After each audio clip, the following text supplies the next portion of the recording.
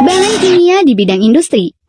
Banyak sekali bahan kimia yang digunakan dalam bidang industri, baik sebagai bahan baku, bahan pengolah, maupun bahan pembantu atau tambahan. Bahan ini kita gunakan untuk keperluan sehari-hari, misalnya pakaian, cat, kaca, semen sebagai bahan utama dalam bangunan, dan lain-lain. Pakaian yang kita pakai berasal dari kapas atau rami yang diproses di pabrik tekstil dengan menggunakan bahan kimia menjadi bahan pakaian jadi atau tekstil dengan bermacam-macam warna. Hampir semua barang di sekitar kita menggunakan cat. Proses pembuatan cat juga menggunakan bahan kimia. Begitu juga dengan semen, kaca, dan barang-barang di sekitar kita diproses menggunakan bahan kimia. Agar lebih jelas, perhatikan uraian berikut.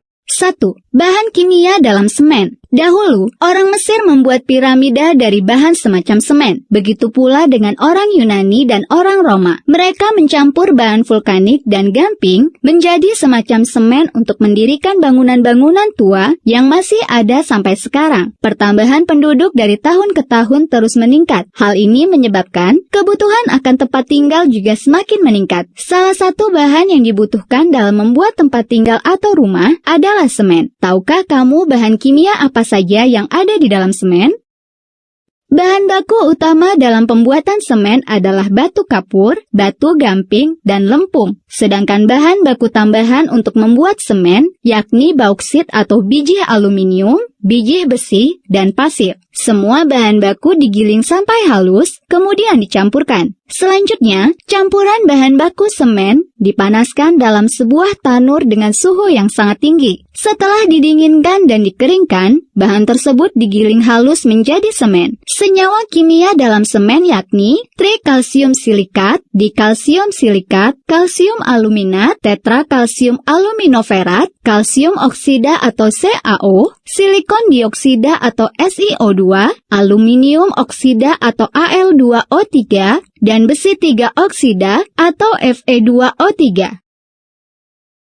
Nah, jika kamu memperhatikan buruh bangunan yang sedang membuat adukan semen, buruh bangunan tersebut mencampurkan semen dengan air dan pasir. Campuran ini dinamakan mortar atau adukan. Semen digunakan sebagai bahan utama untuk membuat bangunan. Semen mempunyai sifat yang mudah merekat dengan pasir dan batu bata, serta memiliki sifat yang kuat, sehingga mampu menahan tekanan yang tinggi. Semen yang telah dicampur dengan air, pasir, dan kerikil, lambat laun akan mengeras. Daya rekat semen ini disebabkan adanya gaya ikat antara ion kalsium, ion silikat, dan molekul air.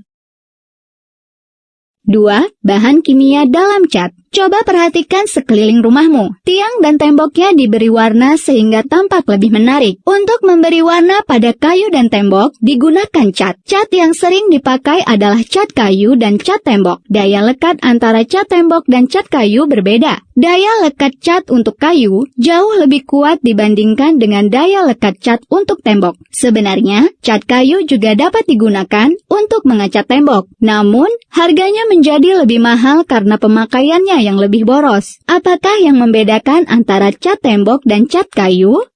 Bahan kimia utama yang ada dalam cat tembok diantaranya kalsium karbonat atau CaCO3 dan titanium dioksida atau TiO2, polivinil akrilik atau PVAC sebagai pengental dan perekat, kaolin sebagai bahan pengisi, pigmen untuk memberi warna, air sebagai pelarut, dan pine oil sebagai pengharum dan penguat warna agar tidak cepat pudar. Bahan baku cat kayu hampir sama dengan bahan baku cat tembok. Perbedaannya, pada cat kayu ditambahkan lateks atau getah karet dan terpentin sebagai pelarutnya atau pengganti air.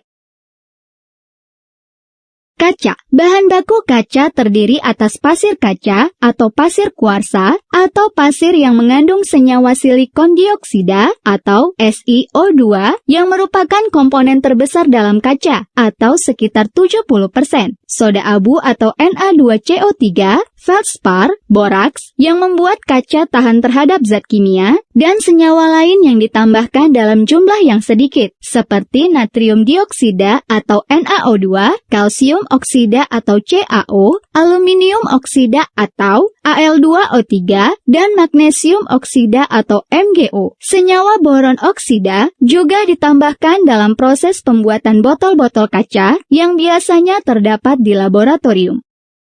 4. Industri kimia. Banyak sekali bahan kimia yang digunakan dalam bidang industri. Misalnya, asam sulfat, amonia, dan asam klorida. A. Asam sulfat atau H2SO4. Bagaimana cara membuat asam sulfat? Asam sulfat terbuat dari belerang atau sulfur. Awalnya, belerang berbentuk padat dan ketika dipanaskan, belerang akan bereaksi dengan oksigen membentuk sulfur dioksida atau SO2 yang berwujud gas. Kemudian SO2 dipanaskan kembali sehingga membentuk sulfur trioksida atau SO3. Gas SO3 direaksikan dengan air sehingga membentuk asam sulfat atau H2SO4 yang berbentuk cair. Cairan yang terbentuk inilah yang disebut asam sulfat. Asam sulfat banyak digunakan dalam dunia industri seperti industri pupuk, pengolahan minyak, pewarnaan tekstil, dan penambangan timah.